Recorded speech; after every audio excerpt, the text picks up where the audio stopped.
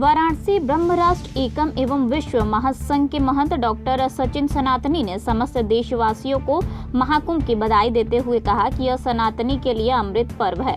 इस बार यह महाकुंभ 144 वर्ष पर आया है, जिसमें साधु संत आम जनमानस संगम त्रिवेणी में स्नान कर अपने सभी पापों से मुक्त हो जाते हैं और उन्होंने समस्त जनता से आग्रह भी किया है कि महाकुंभ में आएं और ब्रह्म राष्ट्र एकम एवं विश्व महासंघ के कुटिया में अवश्य पधारें और महाकुंभ में स्नान कर प्रसाद ग्रहण कर अपने को धन्य करें। जिस तरह से महाकुंभ इस बार पड़ा है, काफी वर्षों बाद इस तरह का सबसे अमूल्य अमृत स्नान है।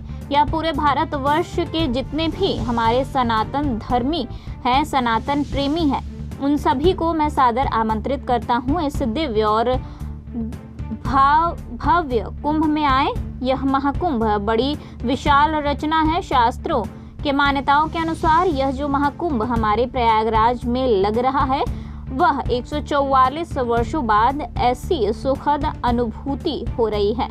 हमारे साधु संत समाज के तमाम अन्य लोग, सभी जीव जंतु और मानव कल्याण के 144 वर्षों के बाद महाकुंभ लगा है। इस महाकुंभ में देवी देवता भी स्नान कर अमृत का रस पान करते हैं। नमस्कार, वॉइस इंडिया न्यूज से अभिषेक दुबे, वाराणसी। बात की जाए तो महाकुंभ का नाम सुनते ही शरीरों में एक अलग सा उमंग हो उठ रहा है।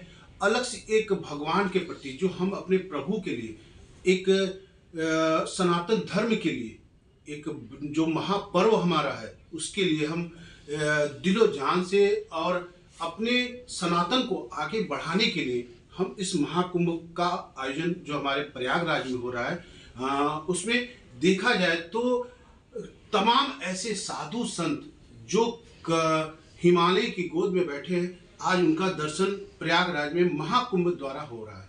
लेकिन कहीं न कहीं इस पे सुविधाओं की बात की जाए या हमारे सनातन की बात की जाए तो इस पे एक सोचने वाली विषय है कि 12 सालों बाद ये जो महाकुंभ लगता है, हम लोगों सनातनियों के लिए एक अमृत सा होता है।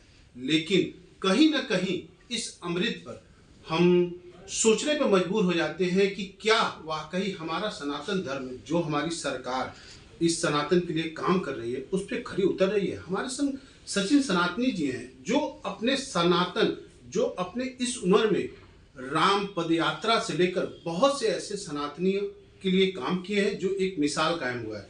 हम उन्हीं के पास हैं और उनसे पूछते हैं कि इस महाकुंभ में क्या विशेष और इस महाकुंभ का क्या विशेष महत्व है। सचिन जी नमस्कार।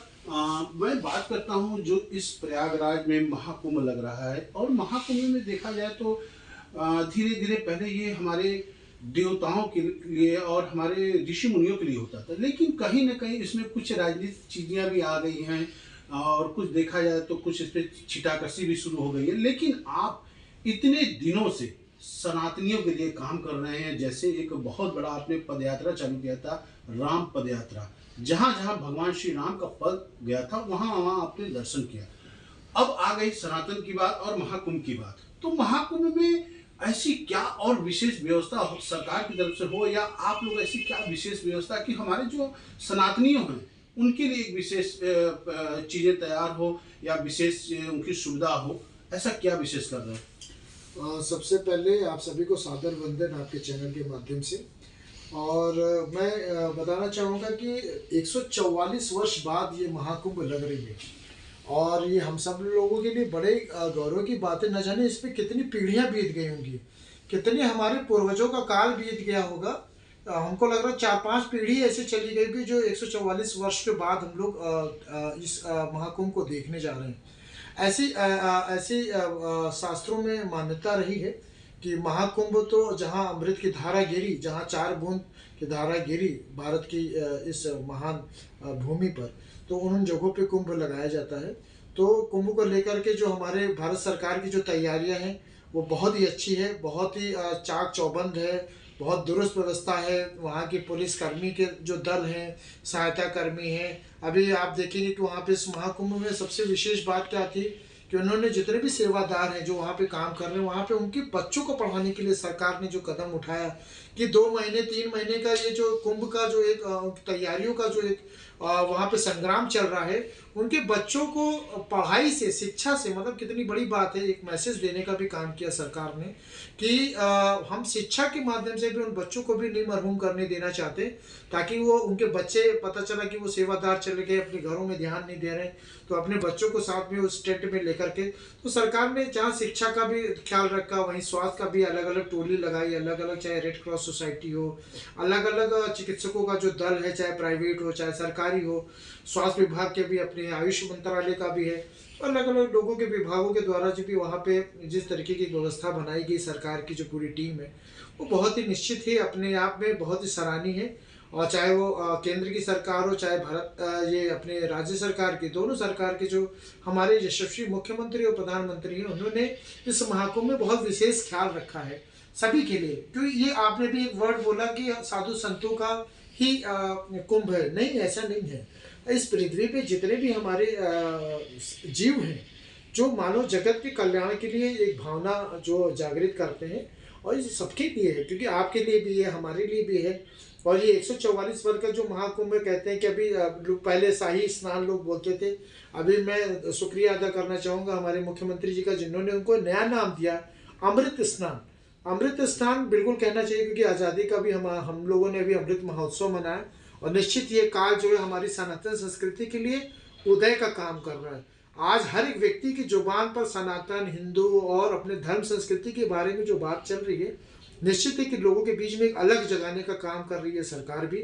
और आज की डेट में जो हमारे युवा वर्ग है, वो भी जन जागृति के माध्यम से इस पर बड़ी रुचि ले रहे हैं। डिजिटल मीडिया के माध्यम से पूरे विश्व भर में जहाँ भी लोग बैठे हैं, जो हमारे सनातन प्रेमी हैं और जो भी धर्मानुरागी हैं, जिनको धर्म में थोड़ी सी भी रुचि है, वो निश्चित ये हमारे धर्म का सबसे बड़ा महाउत्सव है।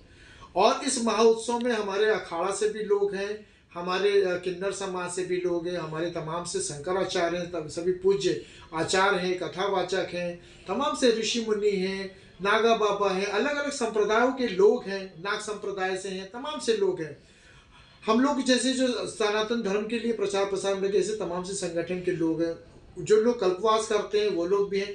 तो ऐसे तमाम लोगों के लिए महाकुंभ बड़ा विशेष अवसर है। और कहते हैं कि महाकुंभ में जब रात का जो स्नान होता है, जिस दिन अमृत स्नान होते हैं, वहाँ पर तमाम से देवी देवता रात में भोर में 2 से 3 बजे के बीच में वहाँ पर आते हैं, और ऐसी दिव्य आत्माओं का जो मिलन होता है उस नदी में, उस धारा में, तो जब आप उसमें स्नान करते हो, जो आपको जो पुण्य के जब आप भागी बनते हैं, तो पूरी आत्मा तृप्त हो जाती है। और आत्मा तृप्त करने को ही कहा गया है मोक्ष।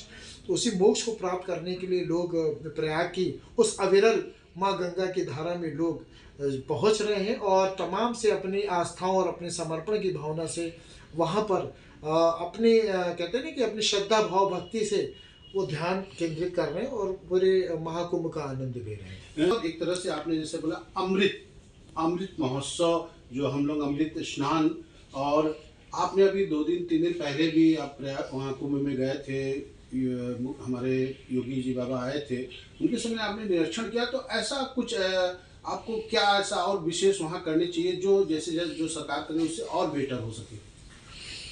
देखिए, ऐसा कि थोड़ा सा कहीं ना कहीं सरकार ने तो पूरा प्रयास किया, वहाँ के जो हमारे अधिकारीगण हैं वो भी लगातार मेहनत कर रहे हैं। मुझे ऐसा लगता है कि थोड़ा सा उनको शेड्यूलिंग में टाइम देना पड़ेगा। 8-8 घंटे की उनकी चारों शिफ्ट बनाने पड़ेंगे, 3 शिफ्ट बनाने पड़ेंगे, क्योंकि वहाँ पर बहुत से ऐसे साधु संत हैं, अभी भी कहीं ना कहीं कुछ अभाव है, कुछ चीज़ों का अभाव है जो उन्हें नहीं मिल पा रहा है, आपूर्ति नहीं हो पा रही है। या तो उनको एक विशेष समय दे, उस समय पर अगर उनको उपलब्धता करा दी जाए तो शायद सुगमता हो जाएगी।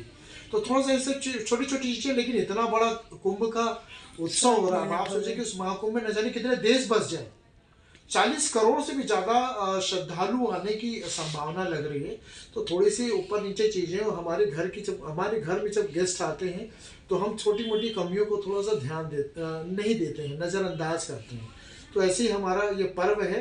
तो कमियां तो हर एक इंसान में भी होती है, लेकिन कमियां अगर कहीं ना कहीं ऊपर नीचे हो रही तो हमें एक दूसरे का एडजस्टमेंट करके सरकार के साथ सहयोग करते हुए आगे बढ़ना चाहिए। और सरकार ने जितना काम किया निश्चित तारीफ के लायक है। और बाकी हम जनता से भी अपील करना चाहेंगे कि अगर उनका भी कुटुंब में सामर्थ्य है तो सारी व्यवस्थाएं फ्री ना होकर के कुछ अगर कहीं भी अगर क्योंकि हुक्म तो लग रहा है दान दक्षिणा के लिए भी, तो आप अपने तरफ से भी अगर कुछ आप दक्षिणा करते हैं, अगर आप एक रुपए भी अगर आप वहाँ दान करते हैं तो आपको उसके बदले में 100 व्यवस्थाओं में आपको इजाफा मिलेगा, चाहे आपके जीवन में, चाहे आपके परिवार में, चाहे सुख शांति में, चाहे समृद्धि में। तो ऐसी चीज़ें आपके परिकल्पना से परे हैं। तो हमको लगता है कि ऐसे दान के रूप में भी अगर आप करते हैं, सरकार का सहयोग करें। सचिन जी, बात कुंभ में राजनीतिक मोड़ें भी कुछ आई हैं, आप लोगों ने देखा होगा। कुछ जगह कुछ मुस्लिम समुदाय के लोगों के दुकान लगाने के बीच में भी कुछ चीज़ें आई थी बीच में, और देखा जाए तो उसमें अखिलेश यादव का भी बयान आ गया था, अदर पार्टियों की बयान था। इसमें देखा जाए तो ये कुंभ क्या राजनीतिक मोड़ ले रहा है?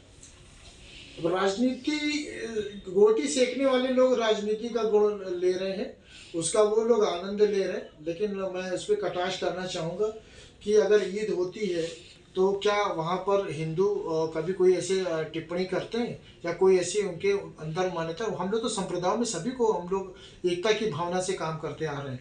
तो ये तो हमारे इतने सालों से परंपरागत तरीके से हमारी सनातन की प्रक्रिया चलती रही। लेकिन कुछ वांछित लोगों ने, कुछ अपने मानसिक विकृतियों ने, जिस तरीके से अभी हाल में लोग भोजन में अपने थूक को मिला देना, फलों में कुछ मिलावट कर देना, तो जिस तरीके की चीज़ें आई है सोशल मीडिया के माध्यम से लोगों को जब अवगत किया तो हमारी आस्था को कहीं ठेस ना पहुँचे। हमारी चीज़ों को जो हम जिस भावना से जा रहे हैं, एक कहते हैं ना कि एक अपने साफ सुथरी छवि के साथ, अपने चरित्र के साथ, अपनी मन और व्यवस्था को एकाग्रता के साथ जिस तरीके से हम आस्था की डुबकी वहाँ लगा रहे हैं महाकुंभ में, वो कहीं व्यवधान न उत्पन्न हो।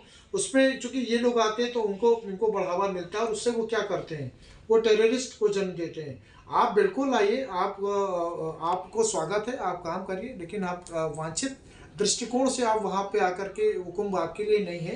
कुंभ ही नहीं, हम कह रहे थे किसी भी हमारी सनातन परंपरा का हम लोगों ने कभी किसी को विरोध नहीं, हमने सबको समावेश करने का काम किया। हम वासुदेव कुटुंबकम की बात करते हैं, संपूर्ण विश्व हमारा परिवार है। हम जब इस भावना से काम करते हैं, ये हमारे संप्रदाय हैं। लेकिन ये कि राजनीतिक गोटी सेकने वाले राजनीति सेक रहे हैं, उनसे मैं यही कहना चाहूँगा कि इस त्यौहार को, इस हमारे पर्व को, हमारे जो आस्था का केंद्र है, उसको अपनी राजनीति का शिकार न बनाए। और इसमें अगर उनके मन में अगर कहीं आस्था का वो प्रतीक या कहीं उसकी अलग जगती है, तो आप उस पर सरोबोर होकर के आप इसका आनंद लें। युवाओं के लिए क्या कहेंगे? क्योंकि युवाओं अभी भी कुछ ऐसे युवा हैं जो सनातन को नहीं, कुछ और ही दुनिया में चल रहे हैं। तो क्योंकि आपने सनातन के लिए बहुत काम किया है, इसी उम्र में आपने सनातन की एक अच्छी परिभाषा लोगों को दिखाई है, तो सनातन उन युवाओं के लिए क्या संदेश है? युवाओं के लिए यही संदेश है कि वो सनातन को अभी तक मिथ्या समझते थे, अंधविश्वास समझते थे, उनको लगता था कि सब कपोल कल्पित कहानियाँ होती थी। लेकिन मैं उन सारे युवाओं को बताना चाहता हूँ, युवा तो हमारे लिए बहुत ही टारगेट पे रहते हैं, क्योंकि मुझे बहुत पसंद है, क्योंकि यही हमारे भारत की धरोहर भी हैं। तो युवाओं के लिए कहना चाहूँगी कि जिसका आदि न अंत है, अनंत काल से जो चला आ रहा है, वो सनातन की व्यवस्था है। और चारों युगों से हम लोगों की एक अपनी कहते हैं कि एक व्यवस्था है। तो हमारा साइंस है, हमारा धर्म ही साइंस है। तो पहले वो ये जान ले सारे युवा वर्ग कि हम लोग साइंस से अलग नहीं है। लोग पहले कहते थे कि हम अंधविश्वास, हमारी सब कुछ साइंस है। हम पेड़ को भी पूछते हैं, हम जानवरों को भी पूछते हैं, जीव को भी पूछते हैं। हर एक व्यक्ति को हमारे यहाँ विधान है कि हम लोगों का सम्मान करते हैं। तो उनके लिए यही हम कहना चाहेंगे कि इस महाकुंभ में आकर के देखें कि अलग अलग माइंडसेट से लोग जो आते हैं वो किस तरीके से अपनी चीज़ों को एकाग्र करके अपने अध्यात्म और अपने श्रद्धा भाव भक्ति से किस तरीके से करते आ रहे हैं, जो हम अनंत काल से करते चले आ रहे हैं, तो उसका आनंद लें। ये उनके लिए मैसेज है।